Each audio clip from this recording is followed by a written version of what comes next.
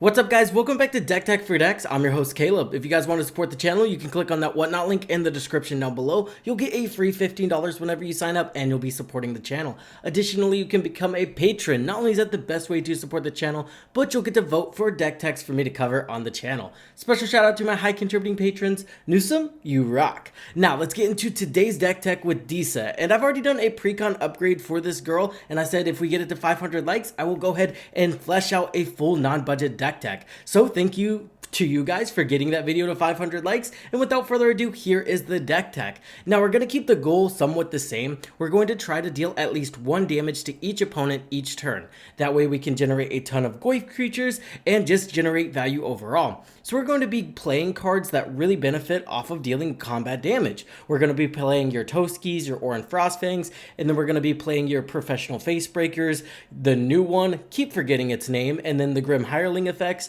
This is just going to build onto the strategy overall. Then I kind of realized this is probably going to be one of the most powerful Reanimator decks that we've gotten in a long time, because there are 3 different effects that turn all of our creatures to Goyfs in the graveyard. So now, as long as one of those are on the battlefield and we're playing our just generic good stuff like Greater Good turns into draw cards equal to the amount of power you sacrificed, and then put 3 creatures onto the battlefield. So again, it's not hard to see how this deck can be extremely powerful if you build it in a certain way, and that's exactly the route we're taking this deck. Another thing this is going to be is a perfect commander to put my favorite synergy in, and that is Kamal with Bloodthirster. Now, what's going to happen here is those lands that we reanimate have vigilance, and then Bloodthirster gives us a ton of extra combats, up to 3 extra combats per combat step, right? So now those lands with vigilance get to attack every single time, and Kamal is still triggering, giving all of our creatures +3/+3, and at the same time our commander is also triggering a ton, getting us more and more Goyfs. Again, this is just going to be a super fun deck. We're going to be cheating a ton of creatures into play and creating a lot of massive Goyf creature tokens. So if that sounds like something you want to get into, let's get into it. The first thing we need to add to this deck are cards that are going to ensure that we're able to deal at least 1 damage to each player each turn very consistently. Polygoyf is probably the best representation of what this deck is trying to do. Not only does this thing have trample, but additionally it has myriad, so all we need is this 1 creature and we can trigger all of our combat damage effects. Bitter Blossom is a perfect example as well. It comes down early, it makes evasive creatures, and it triggers all of our combat damage effects. I'm really fond of Andoril here as well, because all we have to do is equip this to our commander, attack, and then boom, we get 2 tapped and attacking flying creatures that attack our other 2 opponents. So it's kind of like a myriad effect that ensures that all of our opponents are at least taking 1 damage, and boom, that's going to trigger our commander 3 times. Champion of Liamholt, really good here, comes down early, it starts getting massive, and the bigger it gets, the harder it is going to be for our opponents to block.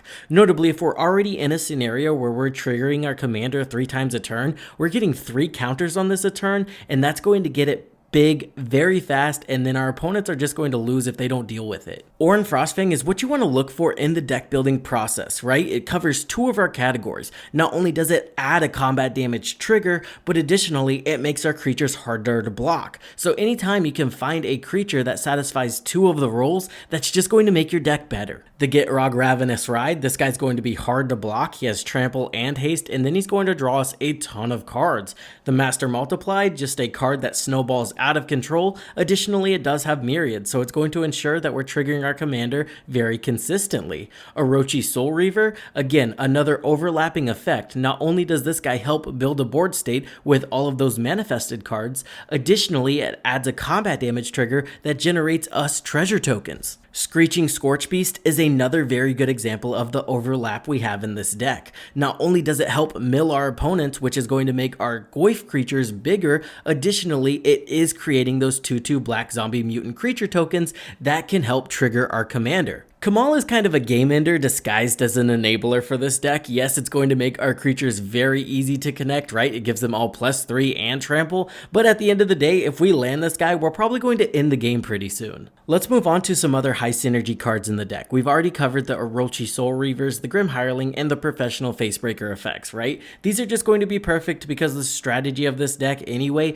is to deal 1 damage to each opponent every single turn, and that's exactly what these cards want to do. Guruk's Uprising Uprising, Outcaster Trailblazer, and Elemental Bond are also very high synergy cards in this deck. Now whenever we're creating those Goyf tokens, as long as they're 3 to 4 power, we're drawing cards off of them. This can draw us up to 3 cards per turn, and that's absolutely massive.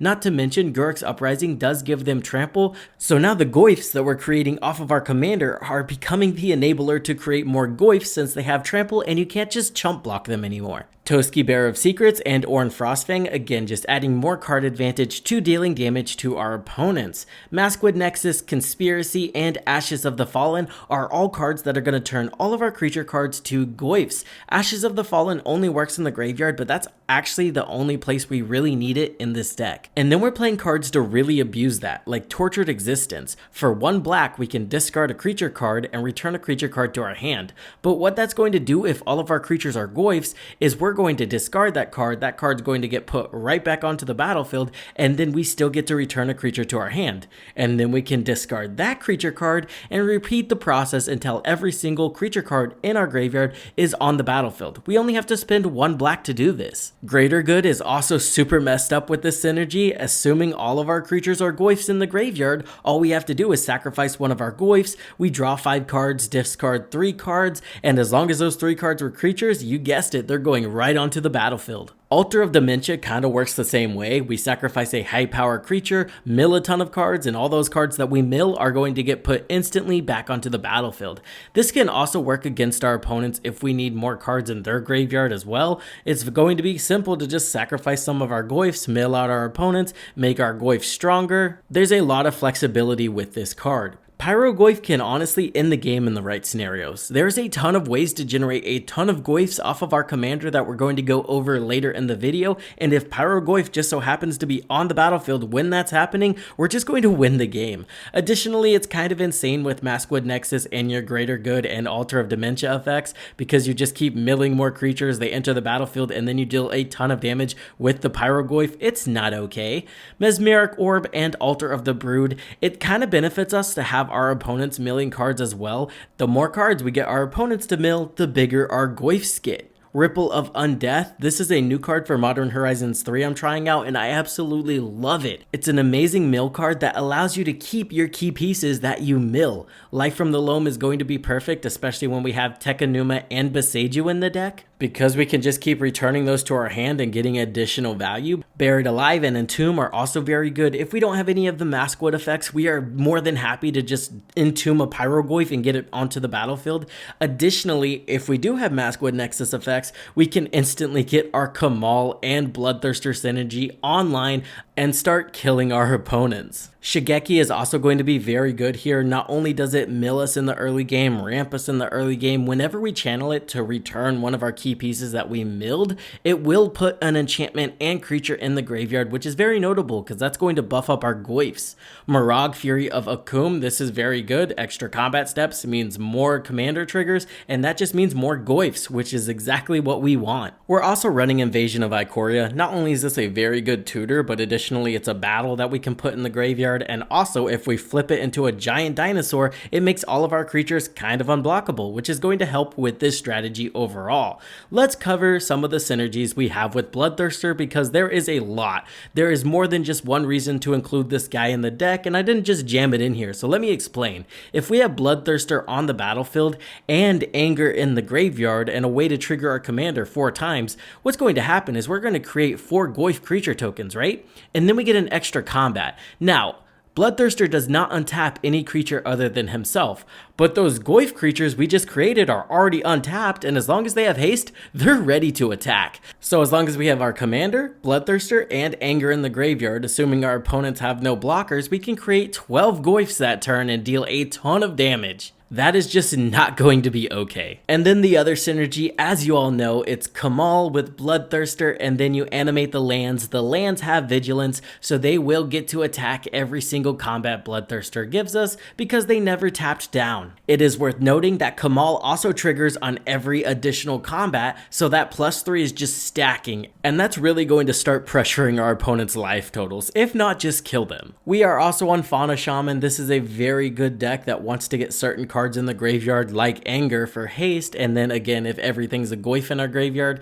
you can kind of just tutor up the card you need while discarding another card you want to reanimate, and it's kind of just broken here. Moving on to the miscellaneous stuff I added to the deck, we have Food Chain. No, we're not doing any weird infinite combos with it, but all of those Termagoyf tokens, for some reason, have a CMC of 2. So now we can sacrifice a Termagoyf token to generate 3 mana that we can use to cast our massive creatures with. That's going to be very useful in this strategy. Because we're easily creating up to 3 Termagoyf tokens a turn, we can just sacrifice all of them to generate 12 mana a turn, and that's just going to enable us to cast any creature we draw into. 6 is also a very new card that I'm very excited about. You just discard a land and now you can cast a permanent card from your graveyard. That's kind of just not okay, especially when we're running stuff like Ruthless Technomancer in this deck and Sack Outlets. You can kind of just get into scenarios where you just storm off and draw your entire deck and throw everything onto the battlefield, especially since we're on Life from the Loam as well. Smuggler's Surprise, Heroic Intervention, Canopy Cover. I just wanted a way to protect our board state. It's kind of a strategy that needs a lot of creatures to function, so one board wipe can really blow us out. Having these Canopy Covers, Heroic Intervention, and Smuggler's Surprise effects is just going to help us out there. We're also going to run the Reaver Cleaver in this deck. It's in the Precon, and hey, we're making some massive Goyf creature tokens, so just generating a ton of treasures is always a good idea. Not to mention the trample it provides can make it to where we can trigger our commander more consistently. We're also going to throw a couple Planeswalkers in this deck just because they're not very common for commander players to run, so if we run them, we have more odds of milling them into our graveyard and getting more types in our graveyard. That way we can have bigger Goyfs. Minsk and Boo is just super flexible. Not only is it card advantage, you get a hamster that gets bigger and has trample, so we're triggering our commander, and then additionally it is removal as well. Grist also seemed super solid in this deck. Not only do we get more mill, we're also getting some solid removal, and we're putting a Planeswalker in the graveyard. Haywire Might is also going to be a solid include for the same reason. It comes down super early, it's solid removal, and then it does have dual typings with artifact and creature. With that being said, guys, thank you for watching this video. Again, thank you for getting my Precon upgrade to 500 likes. It'd be awesome if we could get this video to 500 likes as well. With that being said, I would like to shout out my patrons, Newsome, Creator, Excessum, and Chicken Salad. You guys are amazing. I hope this helped you guys in your deck building endeavors, and I will see you in the next one.